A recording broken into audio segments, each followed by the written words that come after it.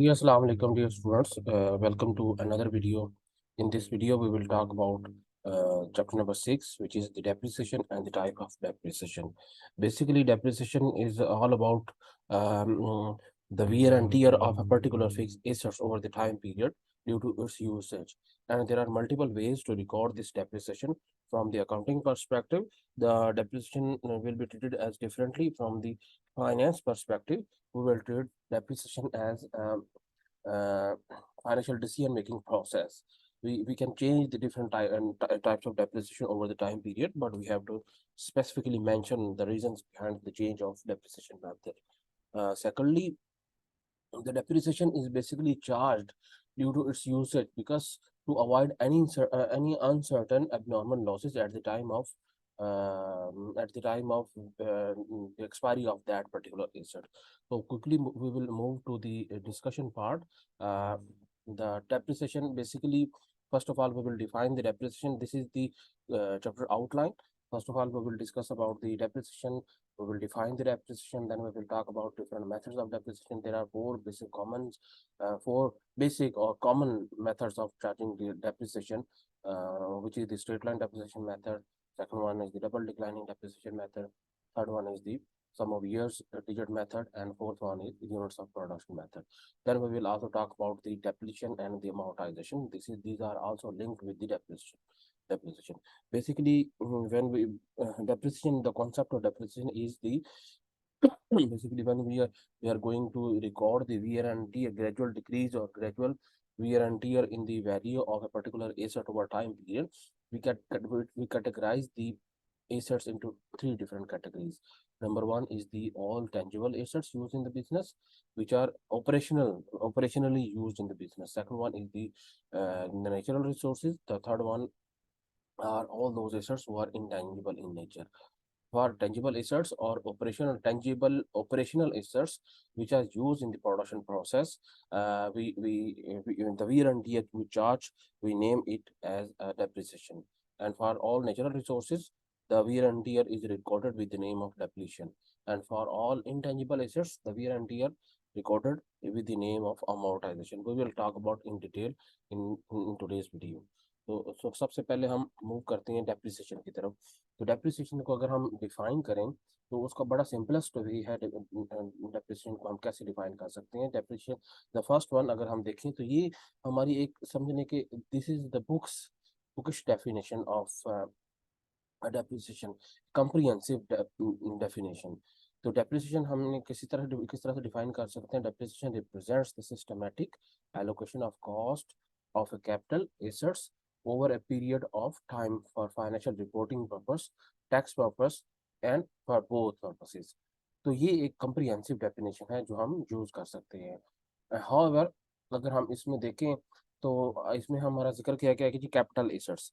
तो generally speaking अगर हम डिसीजन मेकिंग पर्पज से हम बात करें तो हम उसको दो कैटेगरीज में एसेट्स को डिवाइड कर देते हैं. Number one is the capital assets, number two is the revenue assets या ऑपरेशनल एसेट्स या कैपिटल एक्सपेंडिचर्स और रेवेन्यू एक्सपेंडिचर्स हमारे होते हैं. वहीं से हमारे के एसेट्स को हम डिफाइन करते हैं. Capital assets are all those assets who have long term effect in the business operations of any particular type of business activity. तो हम हमारा ऑब्जेक्टिव इसमें दो होता है, या तो फाइनेंशियल रिपोर्टिंग पर्पस होता है या टैक्स पर्पस होता है, या दोनों हो सकते हैं. फाइनेंशियल रिपोर्टिंग पर्पस की हमने अपने बुक्स ऑफ अकाउंट्स में इसको रिकॉर्डिंग करनी होती है. ठीक है, हमने उसको किस तरह से रिकॉर्डिंग करनी है, हमने उसको कितना डेप्रिशिएट करना है, ज़्यादा करना है, कम करना है, depends upon the nature of the assets. Secondly, हमने इसके थ्रू अपना टैक्स एडवांटेज भी लेती होती हैं. टैक्स एडवांटेज अब हम कैसे ले सकते हैं, उसका बड़ा सिंपल सी एग्जांपल मैं आपको दे देता हूँ, वहाँ से आपको अंडरस्टैंडिंग हो जाएगी. देखिए जी, अब जब हम इनकम स्टेटमेंट बनाते होते हैं तो इनकम स्टेटमेंट में सबसे पहले हमारी आ जाती हैं सेल्स आ जाती हैं. फिर उसके बाद उसमें से कॉस्ट ऑफ गुड्स सोल्ड हम माइनस करते हैं या कॉस्ट ऑफ सेल्स माइनस करते हैं. तो हमारा क्या आ जाता है? ग्रॉस प्रॉफिट आ जाता है. ग्रॉस प्रॉफिट के बाद फिर जितने भी हमारे ऑपरेटिंग एक्सपेंसेस होते हैं, जिसमें मार्केटिंग एक्सपेंसेस, एडमिनिस्ट्रेशन एक्सपेंसेस और any other expenses which are related to operations of the business, वो सारे के सारे हम उसमें से माइनस कर देते हैं. अच्छा, उसी के अंदर फिर हमारा क्या होता है? डेप्रिसिएशन भी माइनस हो जाता है. ठीक है, डेप्रिसिएशन ऑपरेशनल एक्सपेंसेस में आ जाता है. जब वो माइनस होते हैं तो हमारी क्या आ जाती है? ऑपरेटिंग इनकम, जिसको हम बोलते होते हैं earning before interest and taxes, EBIT. EBIT जो आती है ऑपरेटिंग इनकम, उसमें से फिर हम इंटरेस्ट माइनस करते हैं, वो हम करते होते हैं, वो फिर हमारे आ जाती है अर्निंग बिफोर टैक्सेस। तो अर्निंग बिफोर टैक्सेस हमारी प्री टैक्स इनकम होती है, उसके ऊपर फिर हमने क्या करना होता है, टैक्स पे करना होता है। जो भी हमारी कंपनी की कैटेगरी बन रही है, जो भी हमारा टैक्स ब्रैकेट से हमारी कंपनी आ रही है, उसके अकॉर्डिंग हमने टैक्स पे करना है। तो इट मीन्स पहले, इससे पहले पहले सारे के सारे हमारे एक्सपेंडिचर्स माइनस हो चुके होते हैं। डेप्रिसिएशन भी एक्सपेंडिचर की फॉर्म में आता होता है, ऑपरेशनल एक्सपेंडिचर आते होते हैं। तो जितनी डेप्रिसिएशन ज्यादा चार्ज करेंगे, उतने एक्सपेंडिचर ज्यादा शो होंगे होंगे। जितनी ऑपरेशनल एक्सपेंडिचर ज्यादा होंगे, उतनी हमारी ऑपरेटिंग इनकम कम आएगी, क्योंकि वो उसमें से माइनस होना है, ग्रॉस प्रॉफिट में से माइनस होना है। तो जितनी ऑपरेटिंग इनकम कम आएगी, उतनी प्री टैक्स इनकम भी कम आएगी। जितनी प्री टैक्स इनकम कम आएगी, उतना फिर हमें टैक्स भी कम पे करना पड़ेगा। तो इसलिए फिर हम डिफरेंट डेप्रिसिएशन मेथड को हम चेंज कर सकते हैं with the passage of time. या कोई हमने एक स्पेसिफिक एसेट को हमने एसेट डेप्रिशिएट करना है, उसके लिए कोई एक स्पेसिफिक डेप्रिसिएशन का मेथड डिफाइन करना है। तो ये चीज़ें हमने अपने माइंड में रखनी है कि हमने उसकी फाइनेंशियल रिपोर्टिंग किस तरह से करनी है, और हमने उसके थ्रू अपना टैक्स एडवांटेज किस तरह से लेना है। या इन दोनों में से हम कोई एक भी हम कर सकते हैं, अचीव कर सकते हैं गोल, जब दोनों को हम फोकस कर सकते हैं। तो this is the very comprehensive definition of depreciation. Secondly अगर हम उसको देखें, तो एक बड़ी सिंपलेस्ट सी डेफिनेशन है, a layman definition, just to make the understanding of the depreciation concept. It is the gradual decrease in the value of an asset. So look how simple is that, how simple we can define the depreciation. It is the gradual decrease in the value of an asset. कि gradually जैसे जैसे हम asset use करते रहेंगे, जो उसकी value में कमी आती जाएगी, that will be treated as depreciation. For example अगर हम कोई एक बिल्डिंग परचेज करते हैं, over the time period building को यूज हो रहा है, तो बिल्डिंग की जो वैल्यू है, जो वर्थ है, due to its wear and tear, वो कम होती जाती है। हमको गाड़ी परचेज करती हैं, ठीक है, हमने एक न्यू बिल्कुल गाड़ी परचेज की, और हम 1 साल यूज करेंगे और 2 साल यूज करेंगे, उसकी ऑटोमेटिकली उसकी मार्केट वर्थ कम होती जाती है। ठीक है, हमने कोई मोबाइल फोन परचेज किया, या कोई भी हमने फर्नीचर परचेज किया, हमने प्लांट लिया, हमने मशीनरी ली, over the time periods the value of that particular fixed assets will decrease. तो ये जो डिक्रीज होती है, इसकी हमने प्रॉपर अगर हमने रिकॉर्डिंग करनी है, तो दैट डिक्रीज, उसको हम क्या नाम दे देते हैं, हम उसको डेप्रिसिएशन का नाम दे देते हैं।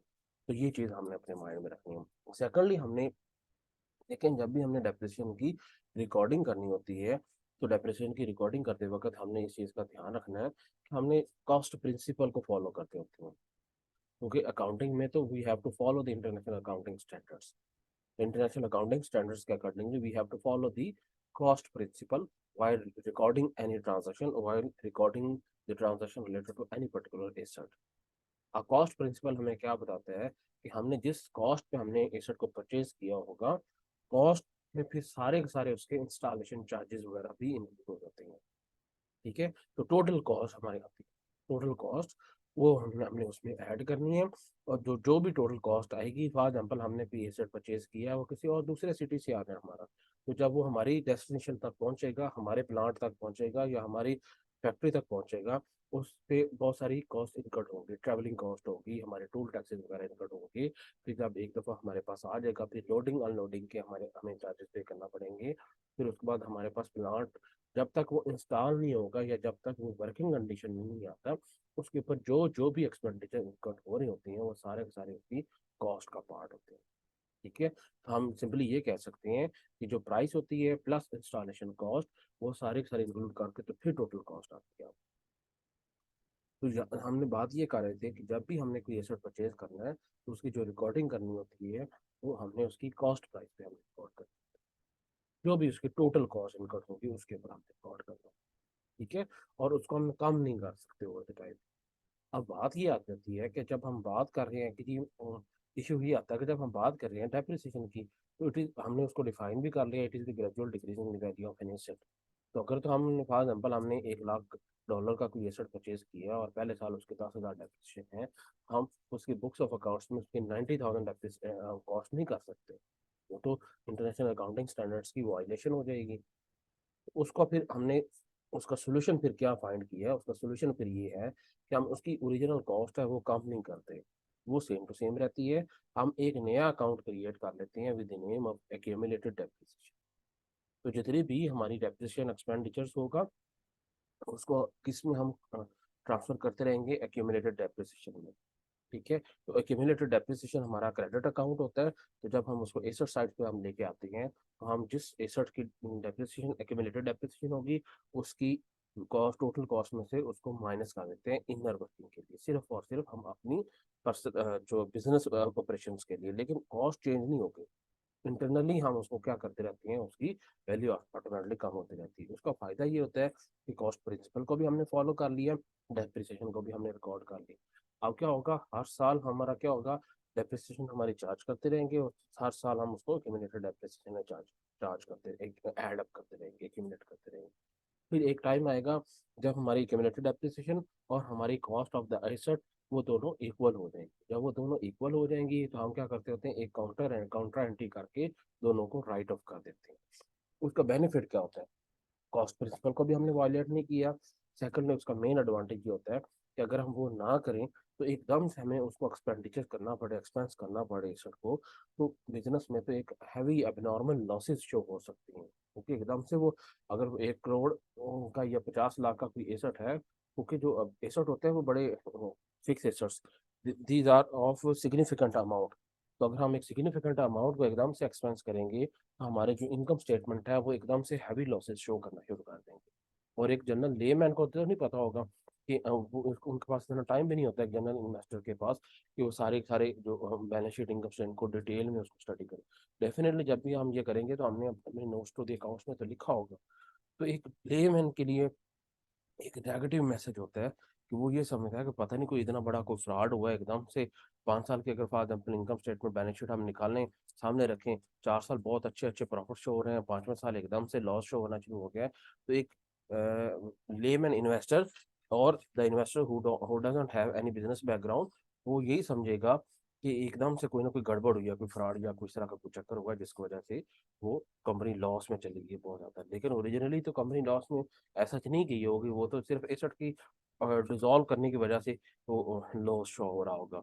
तो हम एक उस जो वो हमारी जो गुडविल के ऊपर एक नेगेटिव इम्पैक्ट आता है, उसको कवर अप करने के लिए भी हम क्या कर सकते हैं, एक्यूमुलेटेड डेप्रिसिएशन का कॉन्सेप्ट यूज करते होते हैं। तो एनी हाउ, तो ये तो इसका एक फाइनेंशियल एस्पेक्ट था, एक अकाउंटिंग एस्पेक्ट था और एक फाइनेंशियल एस्पेक्ट था।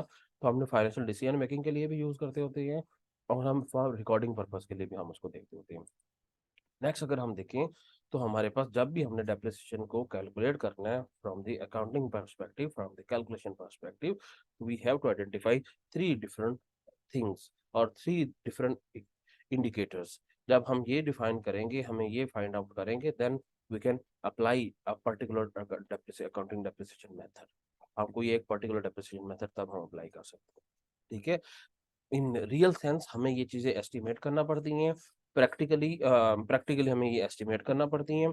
और अगर हम एग्जाम्स के पॉइंट ऑफ व्यू दें, तो हमें जो एक सिचुएशन क्वेश्चन में दी होती है या सिनेरियो बिल्ड किया होता है, वहां से सिर्फ हमने इन चीजों को लोकेट करके हमने उसको लिस्ट डाउन कर सकते हैं। 3 चीजें कौन कौन सी हैं, नंबर 1, कॉस्ट और बेसिस। सबसे पहले हमने कॉस्ट और बेसिस हमने फाइंड करनी है कि जिस एसेट को हमने डेप्रिसिएट करना है, उसकी टोटल कॉस्ट कितनी मान रही है। कॉस्ट में जिस तरह से मैंने अभी आपको पहले बताया, कॉस्ट में 2 चीजें इंक्लूड होती हैं, कॉस्ट प्लस इंस्टॉलेशन चार्जेस। या आप इन सिंपल वर्ड्स आप उसको कह सकते हैं कि जो उसकी प्राइस होती है, जिस प्राइस पे हमने परचेज की है, प्लस इंस्टॉलेशन चार्जेस अगर हम उसको ऐड कर दें, तो वो टोटल कॉस्ट आ गई। ठीक है, सबसे पहले तो हमने ये फाइंड करना है। सेकेंडली हमने उसकी एस्टिमेटेड रेजिडुअल वैल्यू को आइडेंटिफाई करना है कि जो उसकी एस्टिमेटेड रेजिडुअल वैल्यू होगी वो क्या होनी चाहिए, एस्टिमेटेड रेजिडुअल वैल्यू। अच्छा याद रखिए, रेजिडुअल वैल्यू बेसिकली क्या होती है, recoverable value after the maturity time period. कि अगर कोई एक एसेट है जिसकी यूजफुल लाइफ है, एसेट है उसकी यूजफुल लाइफ है फॉर एग्जाम्पल 10 ईयर्स, तो 10 ईयर्स के तक हम उसको यूज करते रहेंगे, ये आइडियल होती है। अब 10 ईयर्स के बाद जरूरी नहीं है कि वो बिल्कुल प्रोडक्शन बंद कर देगा, बहुत सारे एसेट उसके बाद भी 5-5 साल 10-10 साल चलते रहते हैं। तो वो हमने तो सिर्फ और सिर्फ जो उसकी एस्टिमेटेड यूजफुल लाइफ जो कंपनी की तरफ से आइडेंटिफाई या स्टैंडर्ड एस्टिमेटेड यूजफुल लाइफ होती है, हमने वही यूज करनी है। उसके बाद फिर जो अच्छी कंपनीज होती हैं, उन एसेट्स को डिसॉल्व कर देते हैं, उनको सेल आउट कर देते हैं। अब सेल आउट करके भी हम कुछ ना कुछ उसमें से रिकवर कर लेते हैं। जरूरी नहीं है कि वो उसकी वैल्यू एकदम से वो जीरो हो जाती है। उसके बाद भी कुछ ना कुछ वैल्यू जो रिकवर हम कर सकते हैं, that recoverable value after the maturity time period is called residual value. अच्छा, रेजिडुअल वैल्यू, इसके नेम से ही हमें पता चल जाता है, रेजिडुअल मीन रिमेनिंग वैल्यू। अच्छा, रेजिडुअल वैल्यू का हम डिफरेंट नेम यूज करते होते हैं। हम कर सकते हैं, हम इसके लिए स्क्रैप वैल्यू भी यूज कर सकते हैं, कि जो bat the end of maturity time period जो स्क्रैप वैल्यू, जो स्क्रैप वाले को हम, इवन आप ये भी समझ लें कि अगर कोई, फॉर एग्जाम्पल हमारे पास गाड़ी है, बिजनेस यूज के लिए यूज हो रही है, तो गाड़ी अगर यूजफुल लाइफ के बाद बिल्कुल ही खत्म हो जाए, चलना भी बंद हो जाए, कुछ भी ना यूज हो, तो हम उसको फिर भी कबाड़ वाले को सेल करके, स्क्रैप वाले को हम सेल करके कुछ ना कुछ फिर भी रिकवर कर सकते हैं। ठीक है, वो बहुत नॉमिनल सी वैल्यू होती है, बहुत कोई सिग्निफिकेंट वैल्यू नहीं होती।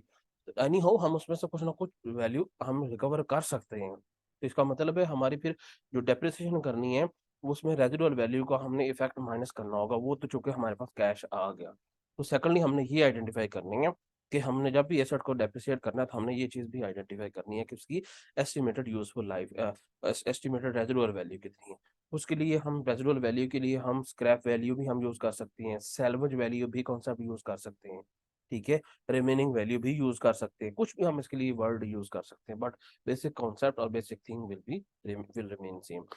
थर्ड जो चीज हमने इसमें आइडेंटिफाई करनी है, जब भी हमने डेप्रिसिएशन को चार्ज करना, उससे पहले हमने उसकी एस्टिमेशन करनी है, it's useful life of the asset. तो यूजफुल लाइफ उसकी एसेट की कितनी है, वो 5 ईयर्स है, 10 ईयर्स है, 4 ईयर्स है, 3 ईयर्स है, जो भी है, वो हमने जो स्टैंडर्ड मार्केट में उसके चल रही होगी, उसकी इंफॉर्मेशन चल रही होगी, वहाँ में स्टैंडर्ड मार्केट एस्टिमेट्स हम लेके, तो वहाँ से हम उसकी डिफाइन करेंगे कि ये इसकी एस्टिमेटेड यूजफुल लाइफ है। समटाइम्स ऐसा भी होता है, हमने अपने पास्ट एक्सपीरियंस की बेस पे भी आइडेंटिफाई कर लेते हैं कि ये गाड़ी है या ये एक प्लांट है, वो मैक्सिमम हम अगर ये वाली प्रोडक्शन करें, कोई एक स्पेसिफिक प्रोडक्शन कैपेसिटी, तो हम इतनी इसकी यूजफुल लाइफ है। कुछ प्लांट्स वगैरह, मशीनरी वगैरह होती है जिसमें कंपनी की तरफ से बता दिया जाता है कि जी मैक्सिमम इसकी प्रोडक्शन कैपेसिटी इतने यूनिट्स हैं। अब वो हमारी अपनी मर्जी है कि हम उसको उतने यूनिट्स हम 1 साल में कंज्यूम कर लेते हैं, 2 साल में करते हैं, 10 साल में करते हैं। तो वो उसकी यूजफुल लाइफ आइडेंटिफाई करते हैं कि कितनी एस्टिमेटेड यूजफुल लाइफ है। वो यूनिट्स पे भी डिपेंड कर सकती है, वो उसकी यूजेज पे भी डिपेंड कर सकती है, वो टाइम फैक्टर पे भी डिपेंड कर सकती है। ठीक है, तो एनी हाउ जब भी हमने डेप्रिसिएशन चार्ज करनी है, हमने ये तीन इंडिकेटर्स हमने सबसे पहले आइडेंटिफाई करनी होती हैं। जब ये तीन इंडिकेटर आ जाती हैं, तो फिर उसके बाद हम डिफाइन करते हैं, कि हम डिसाइड करते हैं कि हमने कौन सा डेप्रिसिएशन मेथड अपनी अप्लाई करना है अपनी वर्किंग के लिए, अपनी कैलकुलेशन के लिए। अब वो हमने ऑलरेडी हमने डिस्कस किया है कि हमने कोर्स आउट, जो चैप्टर आउटलाइन है उसमें हमने देखा कि हमारे पास चार most there are four most common depreciation method used while calculating the depreciation. Number one is the straight line depreciation method. Number second is the double declining method. Third one is sum of years digit method. Fourth one is units of production method. So these are the four most common depreciation method. इसके अलावा भी बहुत सारे depreciation method हो सकती है according to, अगर हम गूगल कर लें या हम अगर हम किसी भी बुक में देखें, तो इसके अलावा भी आपको बहुत सारे मिल जाएंगे, but these are the most common depreciation method that normally businesses used while calculating or while charging the depreciation of a particular asset. अब इसको हम वन बाई वन हम इसको देखते हैं। अब इसका एक ओवरव्यू हम पहले ले लेते हैं, कि ओवरव्यू हम स्ट्रेट लाइन डेप्रिसिएशन मेथड, इसके बहुत सारी देखिए, फाइनेंस और अकाउंटिंग इसलिए बहुत इजी है कि इसमें बहुत सारी वर्किंग हमारी डे टू डे जो एक्सपीरियंस होते हैं या डे टू डे एक्टिविटीज होती हैं, वहां से ही हमें इसकी मिल जाती हैं। ठीक है, सेकंडली इसके जो नेम्स होते हैं वहीं से ही इसके कॉन्सेप्ट की हमारी क्लैरिफिकेशन हो जाती है। ठीक है, देखिए जिस तरह से पहले वाला है स्टेट लाइन डेप्रिसिएशन मेथड, इसका मतलब है हम इसके ऊपर स्टेट डेप्रिसिएशन मेथड हम या स्टेट डेप्रिसिएशन चार्ज करेंगे ओवर द टाइम पीरियड। जो हमने पहले साल चार्ज किया वही सेकंड ईयर चार्ज करेंगे, वही थर्ड ईयर चार्ज करेंगे, वही फोर्थ ईयर चार्ज करेंगे।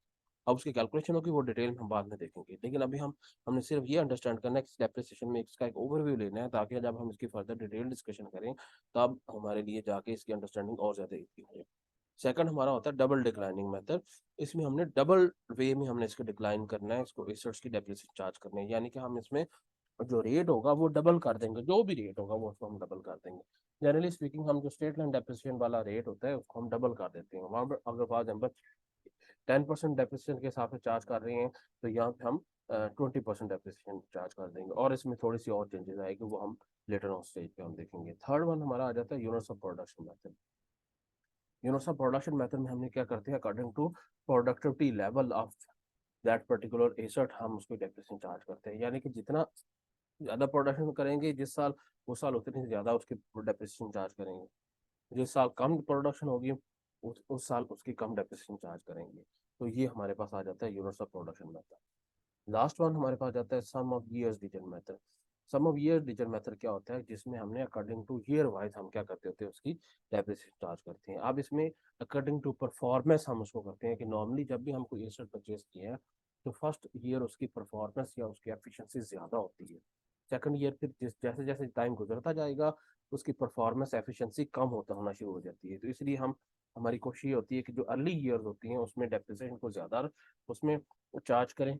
सेकेंडली फिर लेटर ऑन स्टेजेस पे हम डेप्रिसिएशन की अमाउंट कम करते जाएं। तो उसका हम एक मैकेनिज्म बनाते हैं जिसको हम सम ऑफ ईयर्स डिजिटल मेथड कहते हैं। तो ये चार हमारे पास डिफरेंट डेप्रिसिएशन के मेथड है। अब हर जो मेथड है ना, ये इनमें से कोई भी रिस्ट्रिक्शन नहीं है इंटरनेशनल अकाउंटिंग स्टैंडर्ड्स की तरफ से कि हम इसमें से कौन सा एसेट हम कौन सी डेप्रिसिएशन मेथड मेथड हम यूज करेंगे। लेकिन उन्होंने हमें एक गाइडलाइन प्रोवाइड की है कर दी है कि अगर ये जो भी एसेट्स होंगे वो अगर एक स्पेसिफिक कैटेगरी में फॉल कर रहे हैं तो इट इज सजेस्टेड कि उसके लिए एक स्पेसिफिक डेप्रिसिएशन मेथड हम अप्लाई करें। वो कौन कौन से होंगे वो अभी हम देखेंगे उसको। लेकिन इसमें भी हार्ड एंड फास्ट नहीं है कि हमने किसी स्टार्ट में कोई एक डेप्रिसिएशन मेथड अप्लाई कर रहे हैं तो through out the life of that asset हमने अप्लाई करते रहना है। हम लेटर ऑन स्टेज पे हम डेप्रिसिएशन का मेथड चेंज भी कर सकते हैं। या एक सजेस्टेड है कि जी फॉर एग्जांपल एक एसेट है उसके लिए हमने straight line depreciation method apply करना है, ये सजेस्टेड है। अब जरूरी नहीं है कि हम वही यूज करें, हम उसके लिए कोई और भी यूज कर सकते हैं। बट अगेन जब भी हमने कोई मेथड चेंज करना है या कोई एक स्पेसिफिक मेथड यूज करना है तो उसकी हमने प्रॉपर जस्टिफिकेशन प्रोवाइड करनी होती है इन एनुअल जनरल। तो एनुअल रिपोर्ट में हमने क्या करनी है, हमने जब भी हमने एनुअल रिपोर्ट प्रिपेयर कर रहे होते हैं तो नोट्स और अकाउंट्स में हमने क्या करना है, हमने उसकी डिटेल रीजनिंग बतानी होती है कि इस डेप्रिसिएशन मेथड को यूज करने की ये रीजन है। और जब भी हम चेंज करेंगे तब भी हम रीजन बताएंगे। ठीक है, तो that is totally legal and permissible according to law. अच्छा, नंबर वन, अब वन बाई वन हम सारे मेथड्स को डिटेल में डिस्कस करेंगे। नंबर वन हमारे पास आ जाता है जी straight line depreciation method. Straight line depreciation method जिस तरह से हमने पहले बताया कि it is a depreciation method in which we will charge depreciation at a straight rate over the life of that asset. Further इसमें क्या हम कह सकते हैं कि with the straight line depreciation method the value of an asset is reduced uniformly over each period until it reaches its salvage value। तो वो यही बात हमने यहाँ पे हमें हमें पता चल गया कि यूनिफॉर्मली हमने अप्लाई करना है। जब तब तक अप्लाई करना है जब तक उसकी सैलवेज वैल्यू, फॉर एग्जाम्पल अगर एक एसेट है 50,000 का, 5,000 उसकी सैलवेज वैल्यू है, हम हर साल उसकी स्ट्रेट डेप्रिसिएशन में अप्लाई करते रहेंगे जब तक उसकी वैल्यू 5,000 ना रहे। सेकंड वन हमारे पास आ जाता है और फर्दर हम इसमें क्या कह सकते हैं, straight line depreciation method is most commonly used for allocating the cost of A capital asset. सबसे ज्यादा जो कॉमनली यूज्ड इस डेप्रिसिएशन मेथड है वो हमारा स्ट्रेट लाइन डेप्रिसिएशन मेथड ही है। नॉर्मली जब हम जनरली कोई किसी भी एसेट की हम बात करें तो जनरली हम स्ट्रेट लाइन डेप्रिसिएशन मेथड ही अप्लाई करते हैं। कुछ स्पेसिफिक केसेस में इसको चेंज भी कर सकते हैं but generally speaking straight line depreciation method he apply। There are two ways to calculate the depreciation method by using the straight line depreciation method। तो दो तरह से हम इसको अप्लाई कर सकते हैं। नंबर वन, या इसकी कैलकुलेशन मेथड दो तरह से हमारी हो सकती है। Number one by using the formula, secondly हम by using the direct method, हम इसको थ्रू डायरेक्ट मेथड भी हम इसकी कैलकुलेशन करके अप्लाई कर सकते हैं। वन बाय वन फार्मूला के थ्रू हम कैसे करेंगे in this method. First of all we will calculate the rate of depreciation. सबसे पहले हमने डेप्रिसिएशन का रेट कैलकुलेट करेंगे। जब भी रेट आ जाएगा तो वो हम हर साल उस रेट के बेस पे हम उसकी डेप्रिसिएशन कैलकुलेट करेंगे। डेप्रिसिएशन किस पे कैलकुलेट होगी, ऑन दी डेप्रिसिएबल वैल्यू पे हम कैलकुलेट करेंगे। अब डेप्रिसिएबल वैल्यू कैसे आती होती है, नॉर्मली वो वाली depreciable value is that amount that we have to depreciate over the life of that asset. अब अगर एक एसेट 50,000 का है, 5,000 उसकी सैलवेज वैल्यू है, इसका मतलब वो तो डेप्रिसिएट नहीं करनी, वो तो हमें रिकवर हो जाएगी। तो हमने टोटल डेप्रिसिएट कितनी अमाउंट करनी है over the life of that asset, it is the 50,000 minus 5,000। तो 45,000 हमने उसकी डेप्रिसिएशन करनी है over the life of that asset. तो ये जो 45,000 होगा that will be called depreciable value. तो सबसे पहले हमने क्या काम करना होगा, हमने इसका डेप्रिसिएशन का रेट कैलकुलेट करना होगा। जब रेट आ जाएगा तो जो भी डेप्रिसिएबल वैल्यू होगी एसेट की उसके ऊपर हमने वो रेट अप्लाई करके हर साल वो सेम सेम हमारी डेप्रिसिएशन चार्ज। तो रेट कैलकुलेट करने का बड़ा सिंपल सा फॉर्मूला है। Rate of depreciation will be equal to 1/n multiply by 100। तो जो भी time n stands for time period, और समझ लें आपका useful life of that asset, कितनी यूजफुल लाइफ है, कितने ईयर्स के लिए हम उसको यूज कर सकते हैं। अब फॉर एग्जाम्पल अगर हम देखें, अगर यूजफुल लाइफ इसकी 5 ईयर्स है तो 1/5 मल्टीप्लाई बाय 100 हम करेंगे। तो अगर हम इसको सिंप्लीफाई करेंगे तो वो क्या कितना आ जाएगा, 20% आ जाएगा। तो 20%, 100 को हम मल्टीप्लाई करते होते just to convert the value into percentage, तो 20% हमारे पास इसका आंसर आ जाएगा। अगर वो हमारा 4 ईयर्स के लिए यूज हो रहा है तो हमारा 25% आ जाएगा। 10 ईयर्स के लिए यूज हो रहा है एसेट, उसका रेट यूजफुल लाइफ 10 ईयर्स है तो हमारा 10% हो जाएगा। 20 ईयर्स यूजफुल लाइफ है तो हमारा 5% हो जाएगा। तो जितना भी होगा हमने सिंपली इस फार्मूला में एन की वैल्यू इंसर्ट करनी है और हमारा आंसर आ जाएगा, हमारा डेप्रिसिएशन का रेट आ जाएगा। तो जब भी रेट आएगा तो हमने क्या करना है, उसकी डेप्रिसिएशन की अमाउंट कैलकुलेट करनी है। डेप्रिसिएशन की अमाउंट कैसे कैलकुलेट होती है, हमारी जो भी डेप्रिसिएबल वैल्यू होगी उस एसेट की, उसको हमने मल्टीप्लाई कर देना है रेट ऑफ डेप्रिसिएशन के साथ।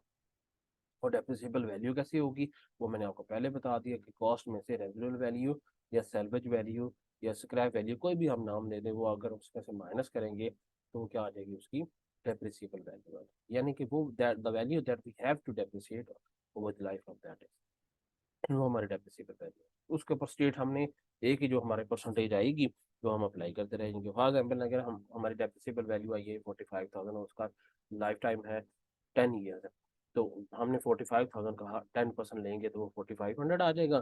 तो हर साल हम क्या करेंगे, 4500 4500 4500 हम उसकी डेप्रिसिएशन चार्ज करके एक्यूमुलेटेड डेप्रिसिएशन को ट्रांसफर करते जाएंगे। कितने साल तक, 10 ईयर तक हम करते रहेंगे। ओके, 10% है तो इसका मतलब 10 ईयर।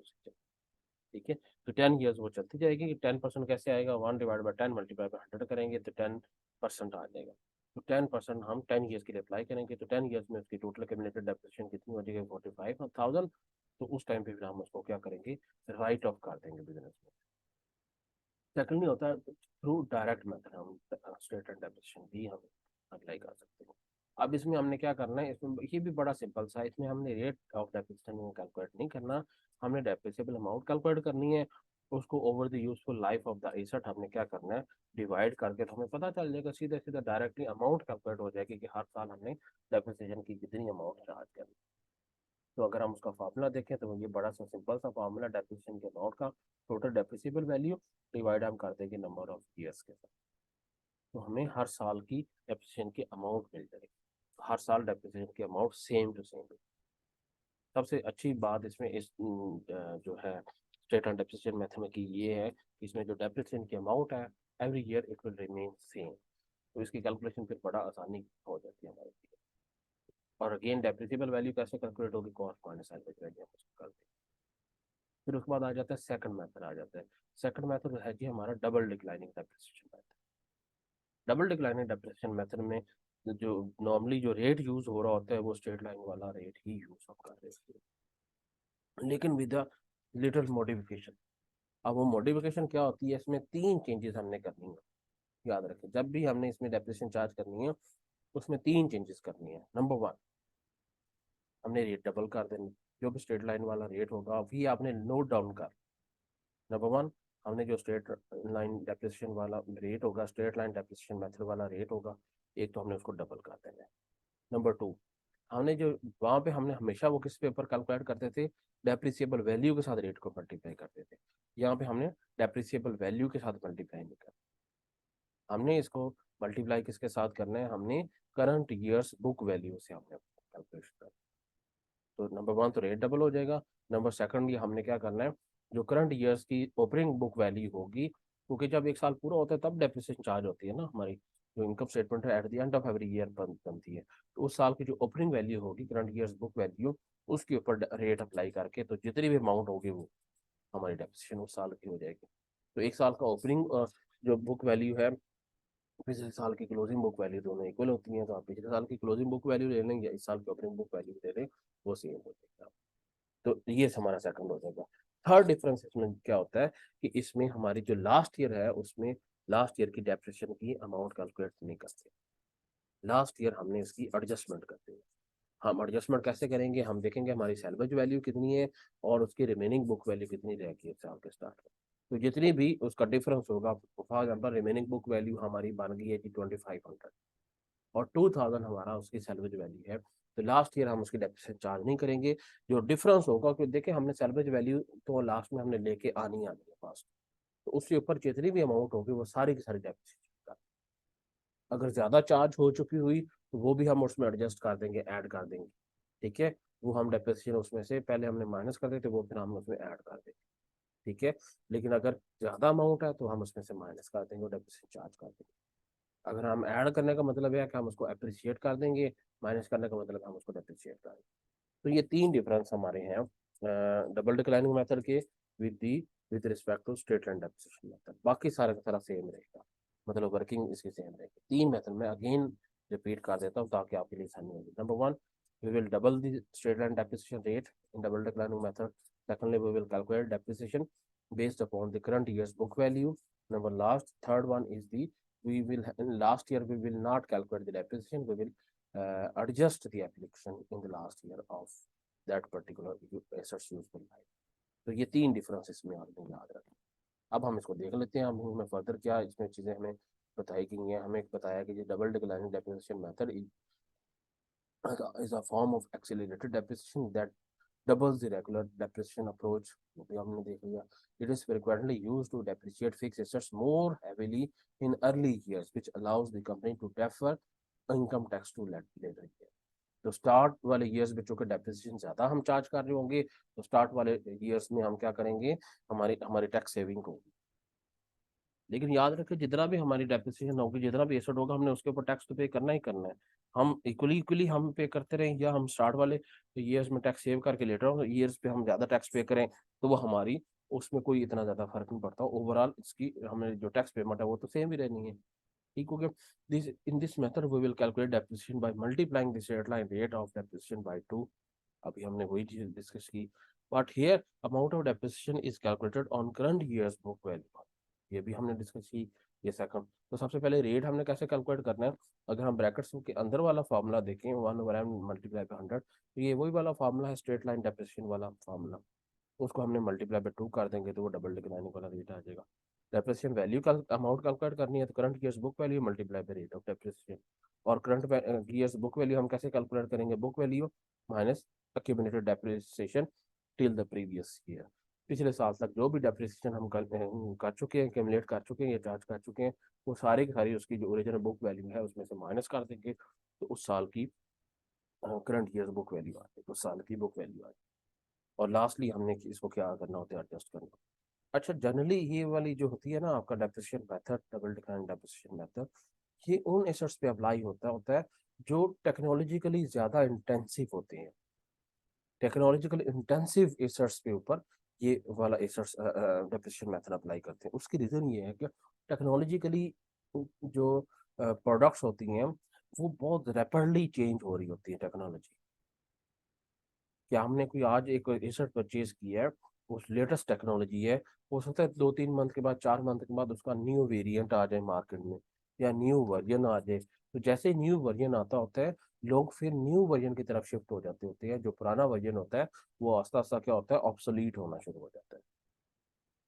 तो अगर हम उसी पे रेट पे चलाते रहेंगे, स्ट्रेट लाइन रेट पे चलाते रहेंगे, तो हमारे बुक्स ऑफ अकाउंट्स में तो उसकी वैल्यू बहुत ज्यादा शो हो रही होगी, लेकिन प्रैक्टिकली देखें तो उसकी वैल्यू मार्केट में तो एकदम से डाउन। जिस तरह से हम कंप्यूटर्स की बात करें, तो कंप्यूटर्स एकदम से उसकी जब भी न्यू वेरिएंट आता है तो एकदम से उसकी वैल्यू हमारी डिक्रीज हो जाती है।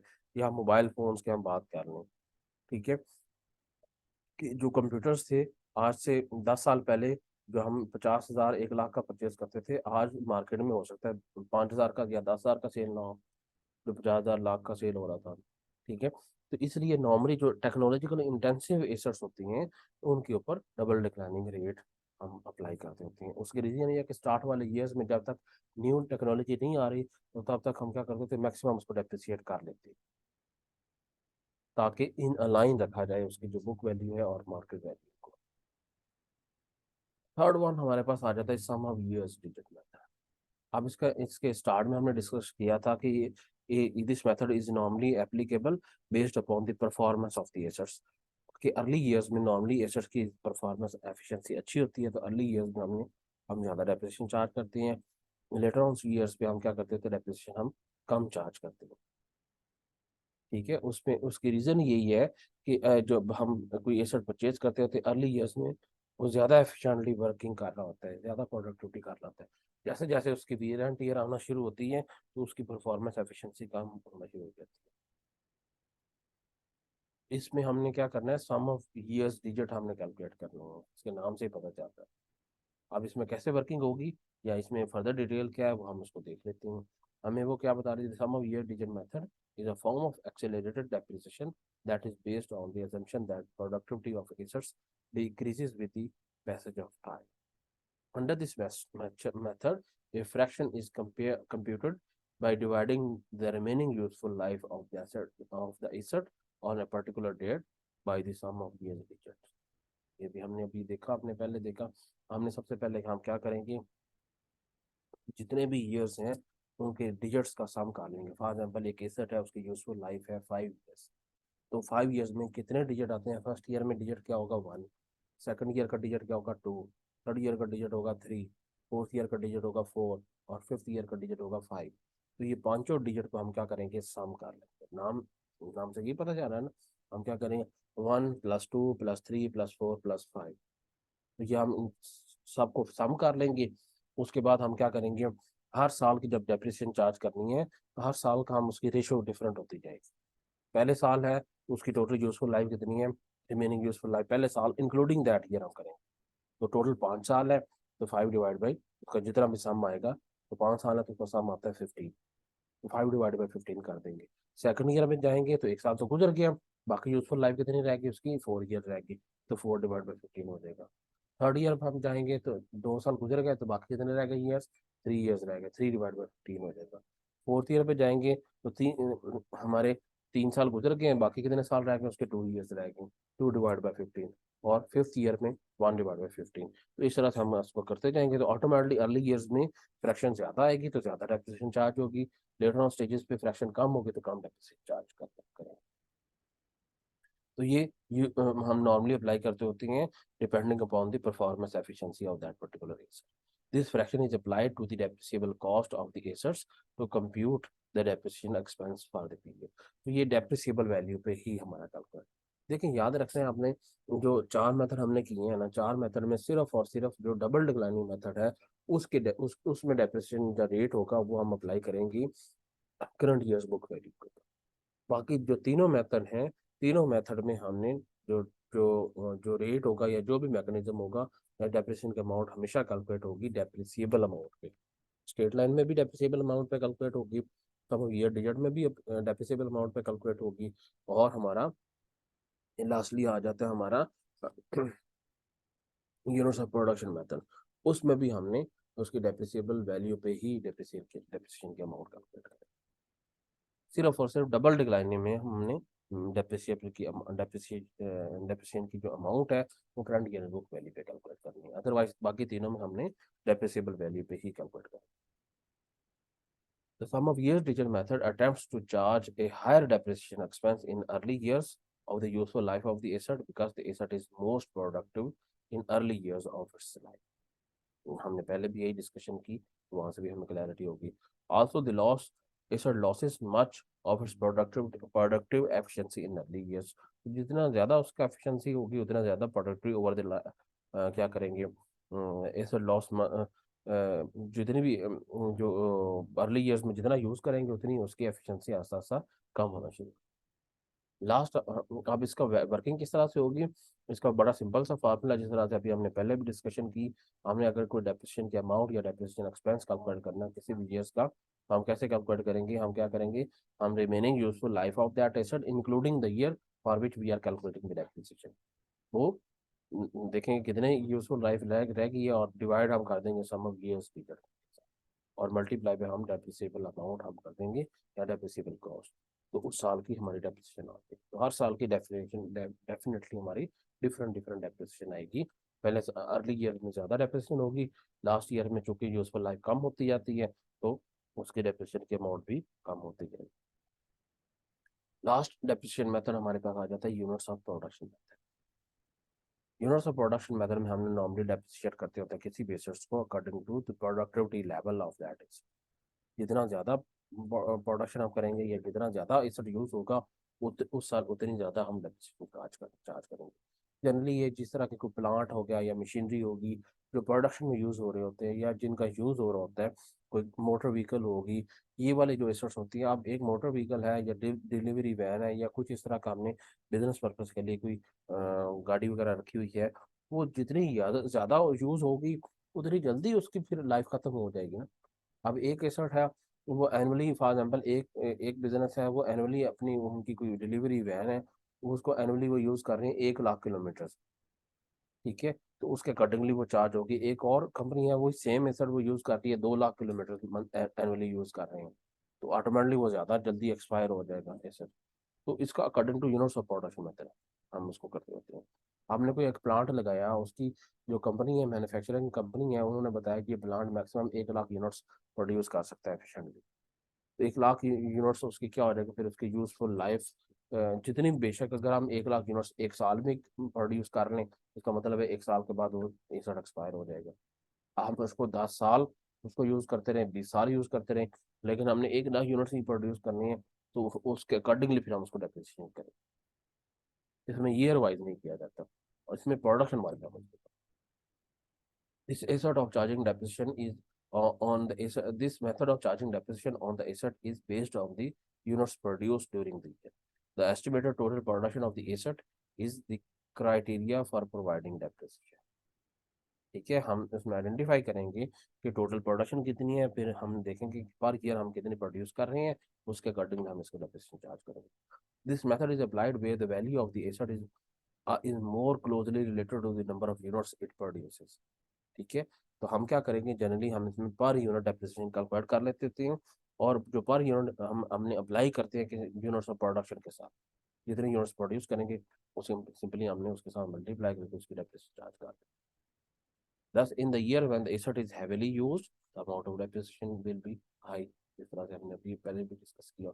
Assets on which this method can be applied are plant, machinery, as their wear and tear will depend on how much we use them.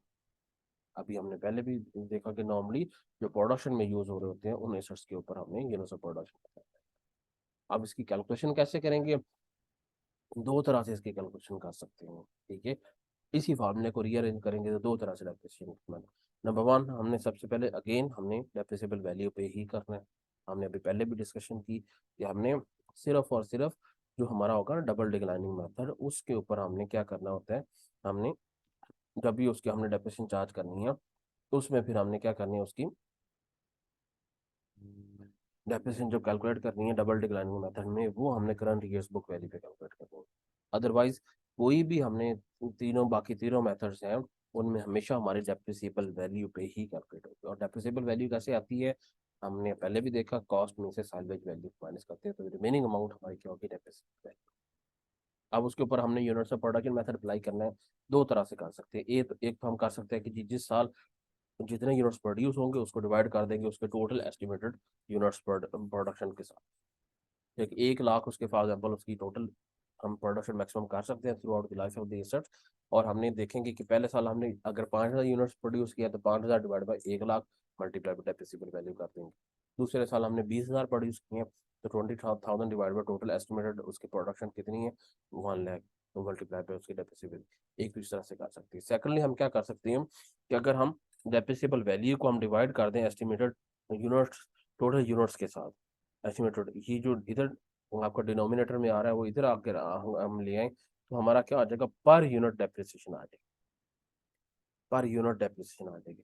तो उसको सिंपली हम जिस साल जितने यूनिट्स प्रोड्यूस करेंगे उस साल मल्टीप्लाई करते रहेंगे तो हमारा क्या आ जाएगा, डेप्रिसिएशन की अमाउंट आ जाएगी। एक साल 5,000 की है तो उस रेट को 5,000 ये पर यूनिट डेप्रिसिएशन रेट आ जाएगा ना। तो जितने डेप्रिसिएशन जिस साल जितने यूनिट्स प्रोडक्शन होगी उतने उस साल क्या हम करेंगे, डेप्रिसिएशन हम उसकी अमाउंट अप्लाई कर देंगे। तो ये तो थे हमारे डेप्रिसिएशन।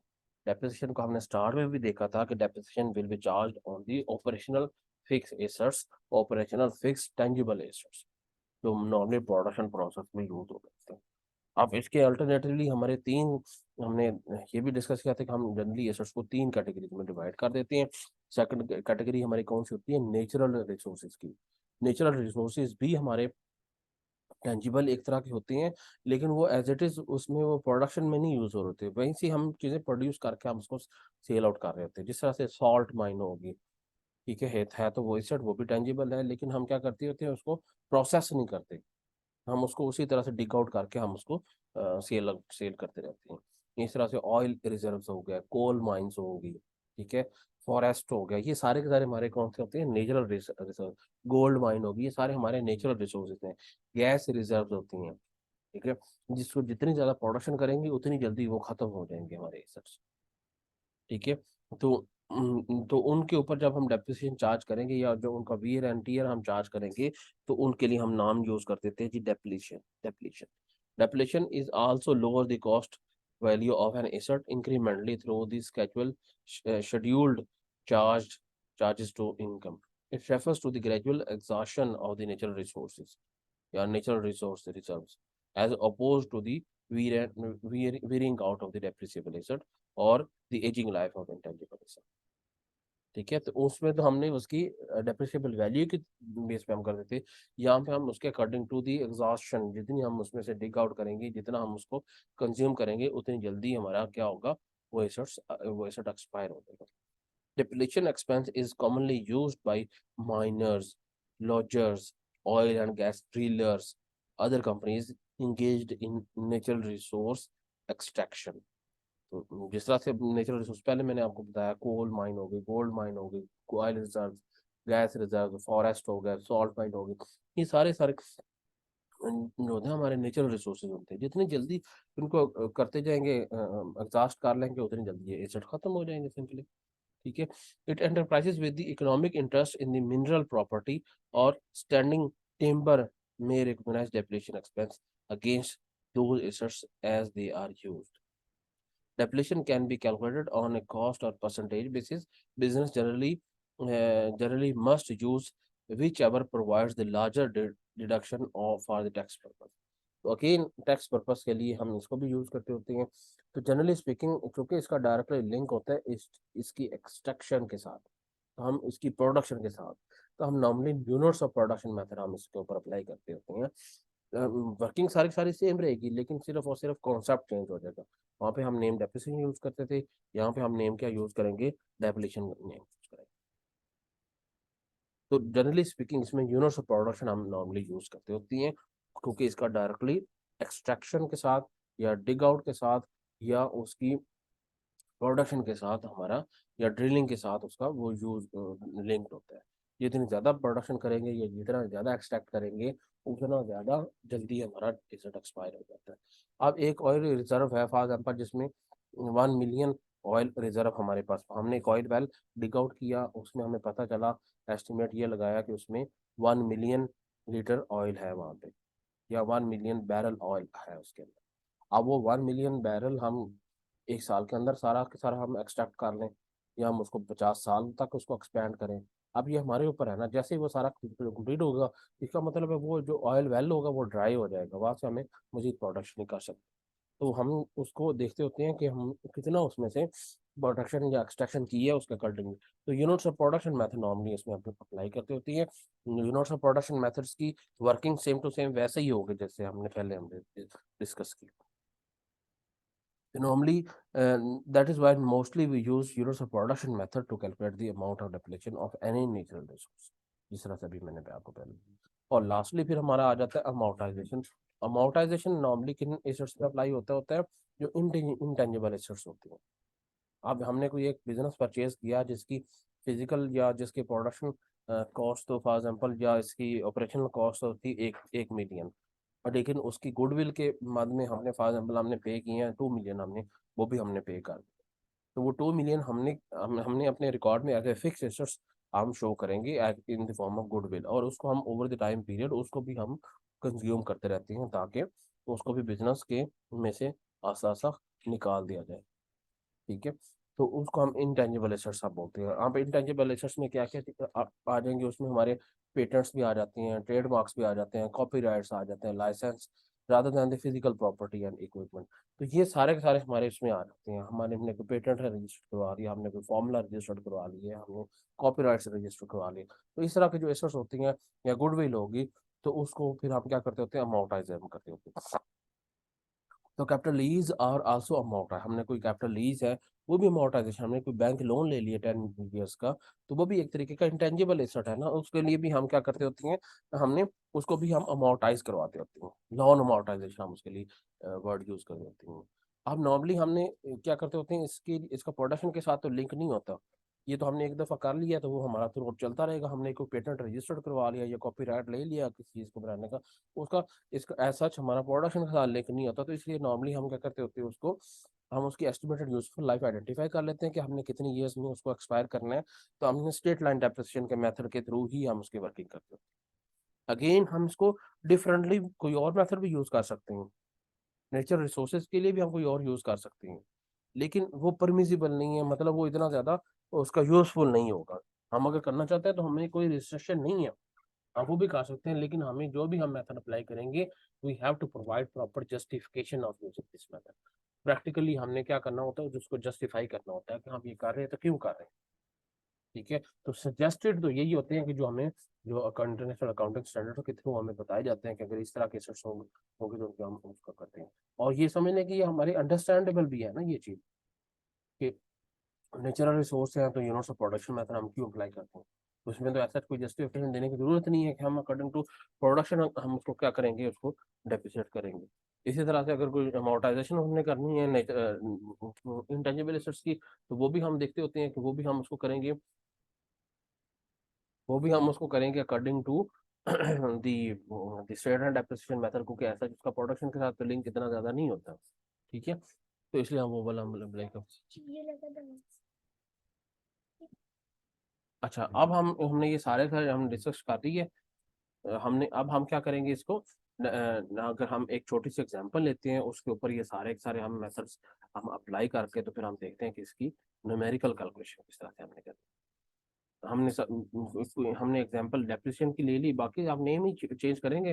अगर नेचुरल रिसोर्स होगा तो उसके लिए नेम हम डेप्रिसिएशन यूज कर लेंगे जहाँ जहाँ डेप्रिसिएशन आएगा, अदरवाइज वर्किंग तो सारी की सारी सेम ही रहेगी। इसी तरह से अमोर्टाइजेशन भी उसी तरह से हम इसको करेंगे।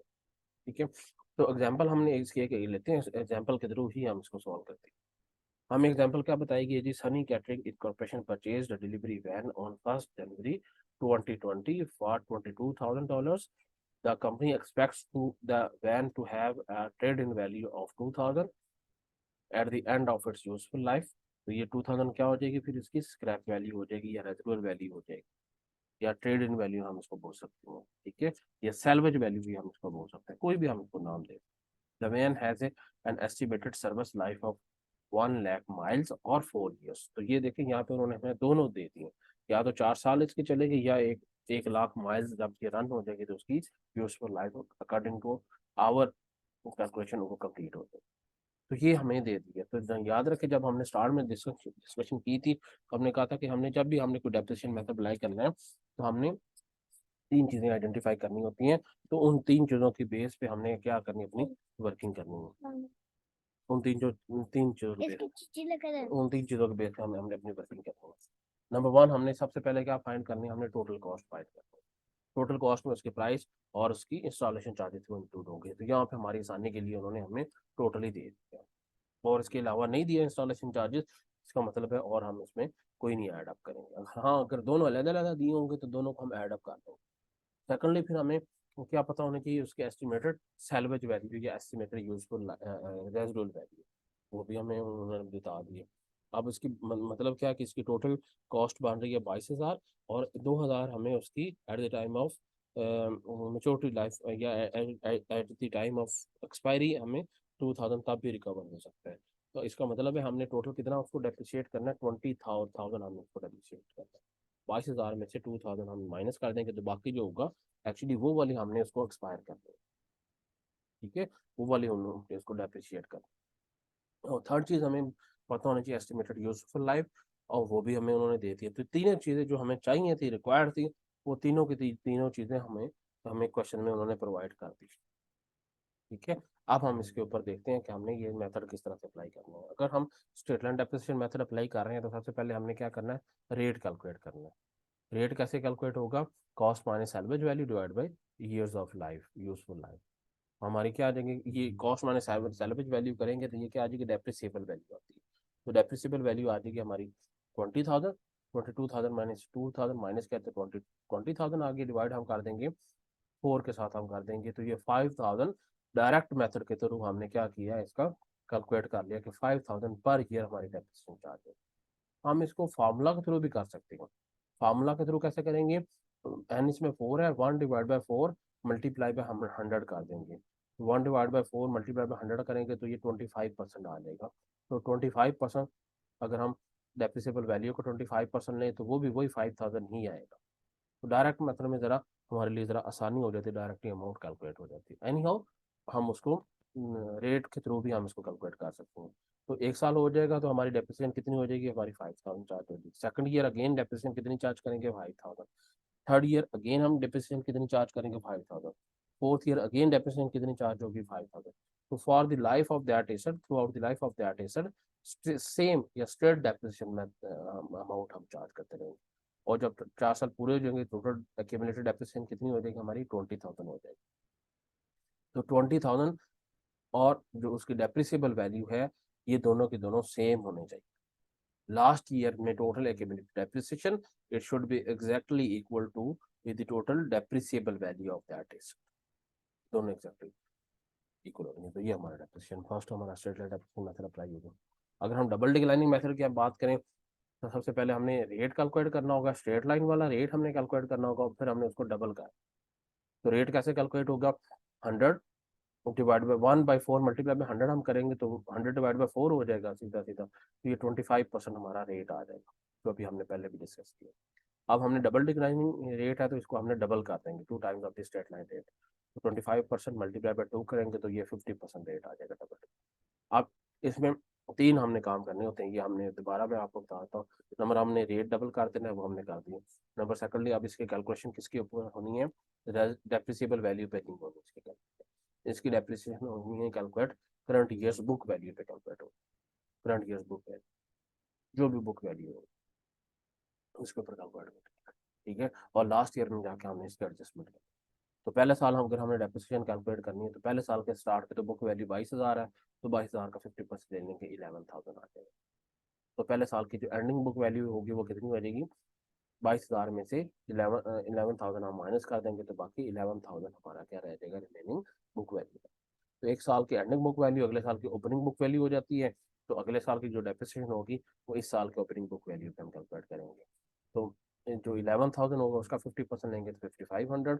अगेन उस साल की एंडिंग बुक वैल्यू कितनी रह जाएगी, फिर आपकी 11,000 में से अगेन 5,500 माइनस होगा तो 5,500 हमारा रिमेनिंग रहेगा। अगर हम इसकी एक्यूमुलेटेड डेप्रिसिएशन वाला कॉन्सेप्ट भी लें तो वो भी इसी तरह से होगा कि इसकी ओरिजिनल बुक वैल्यू कितनी रह जाएगी, 22,000 है, और पहले साल की डेप्रिसिएशन कितनी है, 11,000, दूसरे साल की डेप्रिसिएशन कितनी है, 5,500। तो दोनों को ऐड अप करेंगे तो टोटल एक्यूमुलेटेड डेप्रिसिएशन आ जाएगी। एक्यूमुलेटेड डेप्रिसिएशन कितनी आ जाएगी, 11,000 प्लस 5,500, दैट विल बी 16,500। तो अगर हम 16,500 को 22,000 में से 16,500 माइनस करें 22,000 में से, तो बाकी रही यही हमारे पास रह जाता है 5,500। दोनों तरह से हम इसको कर सकते हैं। नेक्स्ट ईयर अगर हम डेप्रिसिएशन चार्ज करनी है तो अगेन बुक वैल्यू पे हमने करनी है, इस साल की जो ओपनिंग बुक वैल्यू होगी that is the book closing book value of the previous year.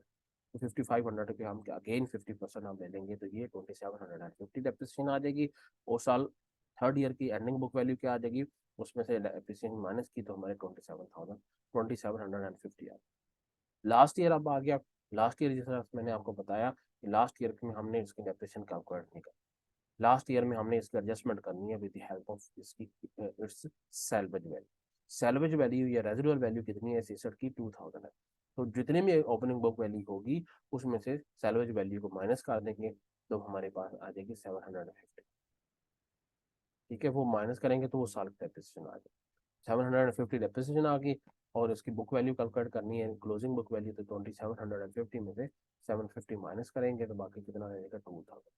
Again जिस तरह से आपको मैंने पहले बताया, लास्ट ईयर की जो बुक वैल्यू होगी वो किसके इक्वल होनी चाहिए, आपकी सैलवेज वैल्यू इक्वल होनी चाहिए। और लास्ट ईयर में टोटल एक्यूमुलेटेड डेप्रिसिएशन जितनी है वो किसके इक्वल होने चाहिए, डेप्रिसिएबल अमाउंट के इक्वल होने चाहिए। ये दो आपका क्रॉस चेक हो जाते हैं कि आपका क्वेश्चन ठीक है। तो टोटल डेप्रिसिएशन हमने कैलकुलेट की, क्योंकि डेप्रिसिएशन 5-4 साल की, तो वो 20,000 आई, तो वो हमारी डेप्रिसिएबल वैल्यू की इक्वल है। और लास्ट ईयर की जो बुक वैल्यू क्लोजिंग है वो हमारी 2000 है, तो that will be equal to salary value. तो दोनों तरह से हमारा क्वेश्चन करेक्ट होगा। तो इस तरह से हम डबल डिक्लाइनिंग रेट हम अप्लाई कर सकते हैं, डबल डिक्लाइनिंग मेथड हम अप्लाई कर सकते हैं। थर्ड वन हमारे पास आ जाता है जी, sum of years digit method. Sum of year digit method में हमने सबसे पहले हमने क्या करना है, सम ऑफ ईयर्स डिजिट ले लेने। वो हमने ले लिए, 4 साल है इसकी यूजफुल लाइफ है, तो 4 साल में 4 डिजिट होंगे। पहले साल का डिजिट क्या होगा, 1। सेकंड ईयर का डिजिट क्या होगा, 2। थर्ड ईयर का डिजिट 3। फोर्थ ईयर का डिजिट 4। तो इन चारों को हम ऐड अप कर लेंगे, तो total sum of years digit कितने आ गए, फिर आपके 10 आ। सेकंडली हमने डेप्रिसिएबल वैल्यू कैलकुलेट करनी है, वो भी हमने कैलकुलेट कर ली। कॉस्ट माइनस सैलवेज वैल्यू की, तो 20,000 हमारे पास आ गया। अब हमने इसकी कैलकुलेशन करनी है।